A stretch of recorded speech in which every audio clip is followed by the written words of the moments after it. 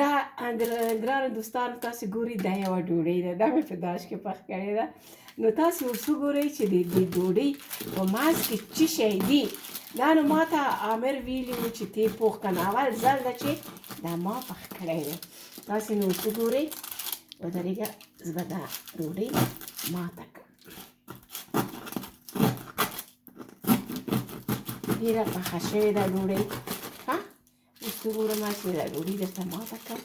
ماته شوه.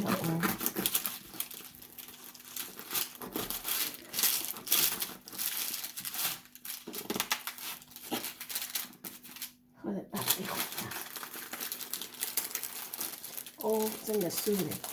دغه دا ډوډۍ د دې په منځ کې بریاني ده.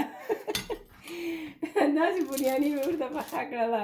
تاسې وګورئ څنګه مزهداره ده د ډوډۍ په منځ کې. بیا ونه وایئ چې وږمه لایقه نه ده. وږمه یوازې هغه کوي، کیسې جوړوي. نه کیسې هم نه جوړوم، دیګی هم کوم اشپزي. تاسو خپلو ښځو ته ووایئ دا وګورئ څنګه مزهداره بریاني ده. تاسو ټول جای خالي دی. ومولیده ته زه لږ وګورم وخورم. مزه یې رقم ده.